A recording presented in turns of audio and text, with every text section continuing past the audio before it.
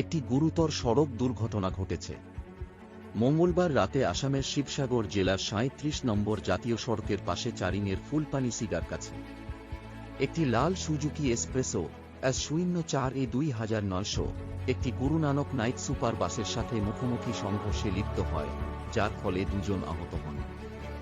শিবসাগরের দিকে যাচ্ছিল Suzuki espresso নিয়ন্ত্রণ হারিয়ে সামনের বাসের সাথে ধাক্কা খায়। সংঘর্ষে গাড়িতে থাকা দুই ব্যক্তি, চালক এবং সামনের আসনের একজন যাত্রী, আহত হন।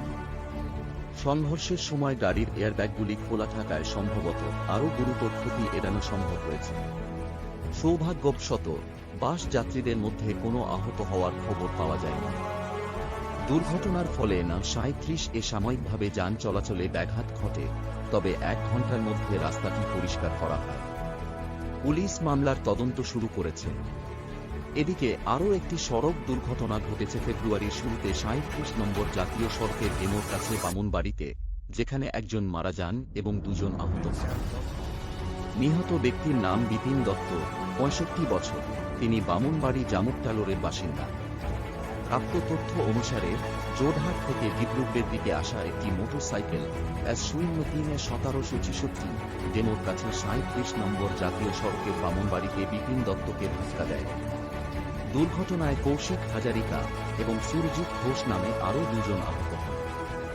তারপর আসামের মুখ্যমন্ত্রী হিমন্ত বিশ্ব শর্মা, যিনি ২০০১ সালে রাজ্য বিধানসভায় নির্বাচিত হওয়ার আগে একজন আইনজীবী ছিলেন, বুধবার Guwahati high court bar association GHCBA থেকে পদত্যাগ করেছেন।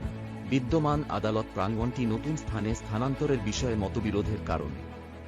শর্মা বলেছেন যে স্বার্থের সংঘাত ও কারণে তিনি বার অ্যাসোসিয়েশনের সভাপতির কাছে তার পদত্যাগপত্র পাঠিয়েছেন।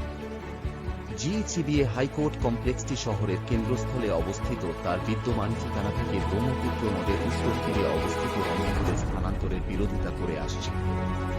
এটি দাবি করেছে যে আদালত প্রাঙ্গণটি একতরফাভাবে স্থানান্তরিত করার সিদ্ধান্ত নেওয়া হয়েছিল এবং পর্যাপ্ত অবকাঠামোর অভাবযুক্ত একটি প্রত্যন্ত অঞ্চলে স্থানান্তরিত হওয়ার ফলে আইনি কার্যক্রমের দক্ষতা উল্লেখযোগ্যভাবে ব্যাহত হবে এবং মামলাকারী এবং আইনজীবীদের উপর বিরূপ প্রভাব পড়বে।